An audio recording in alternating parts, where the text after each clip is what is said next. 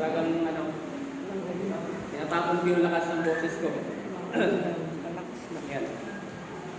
Sa ngalan ng Diyos Ama, Anak at ng Espiritu Santo. Amen. May laman pa ba ang inyong mga ilawan? Nung ilawan? May laman pa ba ang inyong mga puso? Siguro. Meron. Depende. 4 na gabi na lang ay isa-celebrate na po natin ang kapanganakan ni Kristo. Palapit na ng palapit.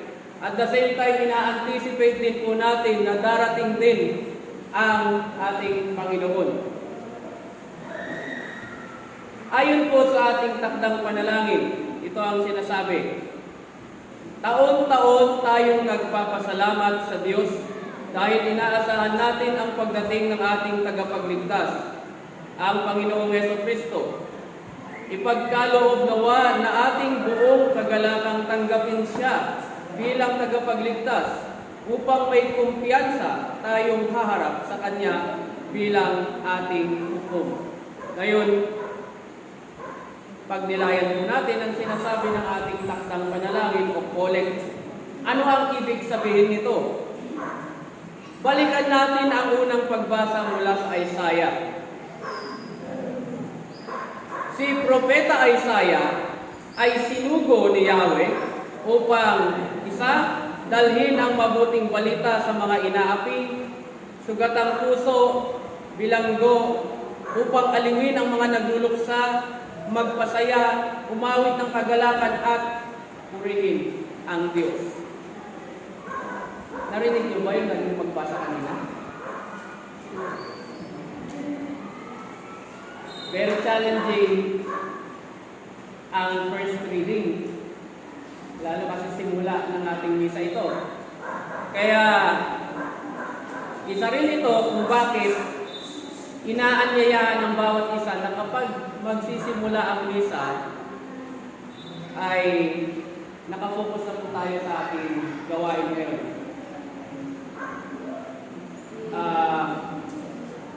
Pansamantala na hindi ko muna kilala yung aking katabi. Ganon. Yun ang ibig sabihin nun. So magre-reflect muna tayo sa panahon ng ating simba. Ganon ang hinihingi sa atin. Kaya kapag first reading, napaka-challenging lalo na sa ating unang tagapagbasa. And given na makikita po natin kung gaano kahalaga ang unang pagbasa. Dahil kapag hindi po natin narinig ang isa sa tatlong iyan, paano natin maiintindihan yung flow, yung daloy ng ating mapagbasa ngayon? At sa katunayan, yung tatlong pagbasa po natin ngayon ay nakasummarize sa ating takdang panalangin na ating pagdinilayan ngayon. Sa ating pagdinilay ngayong gabi, maraming beses siguro tayong nag-iisip. Nag-iisip kung, kamusta na kaya ako? Kamusta na ba tayo for the past 11 months? Or kung hindi man, kamusta ka na nung nakaraang buwan or nung nakaraang linggo? Nagawa niyo bang kamustahin ang ating ang inyong sarili? Dahil ngayon, December, next month, New Year, January.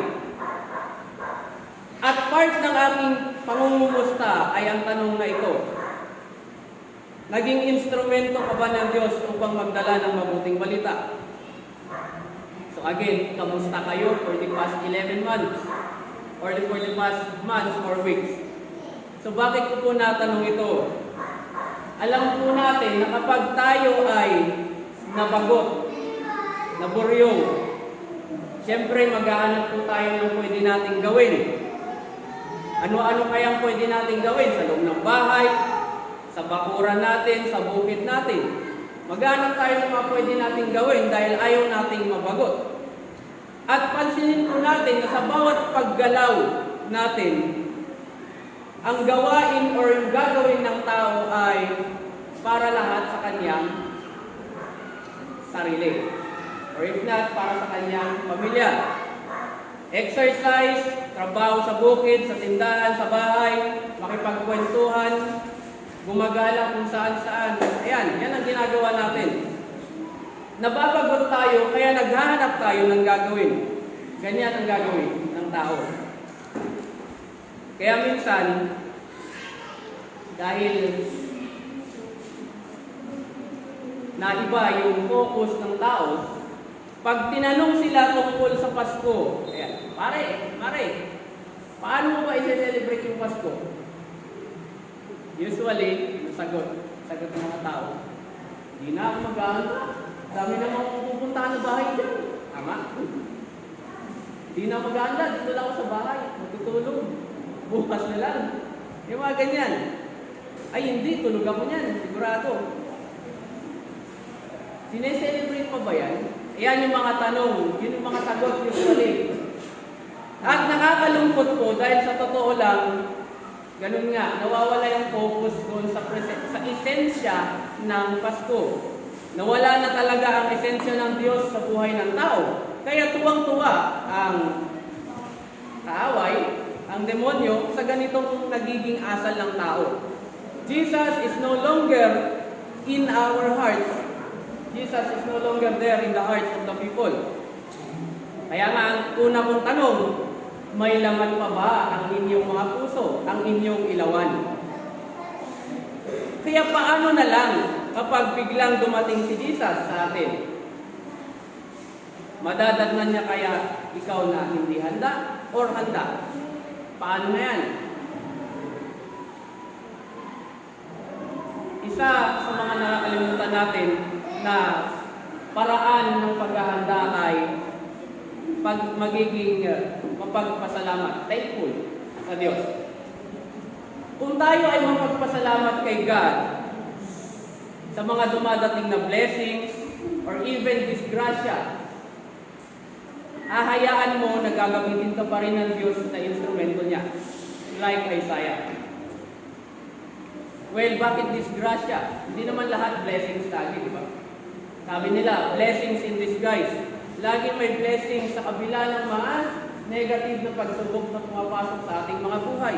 Isaiah, napakabigat ng kanyang role bilang isang propeta. Bakit? Paano ka magiging tagapaghatid ng magandang balita sa mga inaapi, sugatang puso, bilanggo, yung mga nagluluksa? Paano ka magpapasaya, aawit ng kagalakan at pupuri sa Diyos kung mismo si Propeta Isaiah ay nakikita niya ang kanyang mga kababayan na baliktad ang nararanasan? Kasi panahon ito ng pagsakop. At kapag dating ng pagsakop, alam natin na lahat ay lugmok sa kahirapan, nagiiyakan, lahat hindi natin ma-explain na emosyon. Ganyan ang nakikita, naranasan ni Isaiah. So, tulad nga ng sinabi ng ating takdang panalangin ngayon, na kapag handa ka sa pagdating ni Jesus, sa buong kagalakan po tayo at confident na makakaharap ang Panginoon sa araw ng kanyang judgment sa atin. Walang kaba. Dahil nga nagawa mo ang dapat sa buhay na ito. Kinakabahan ba? Minsan. Siguro, naranasan nyo rin yung bigla kayong kabahan. Hindi inaasahan ay biglang tinatawag yung pangalan nyo, bigla kayong kakabahan. Ganon ang pagdating ng Panginoon. Hindi niya tatawagin ang pangalan mo, pero nandyan na pala, bigla kang kakabahan din. Kaya muli po nating balikan ang ating takdang panalangin para sa gabing ito. Taon-taon tayong nagpapasalamat sa Diyos dahil inaasahan natin ang pagdating ng ating tagapagligtas, ang Panginoong Jesucristo. Ipagkaloob nawa sa atin ang buong kagalakang tanggapin siya bilang ating tagapagligtas upang may kumpiyansa, confident tayong haharap sa Kanya bilang ating hukom. Isang mapagpalang gabi sa ating lahat. Sa ngalan ng Diyos Ama, Anak at ng Espiritu Santo.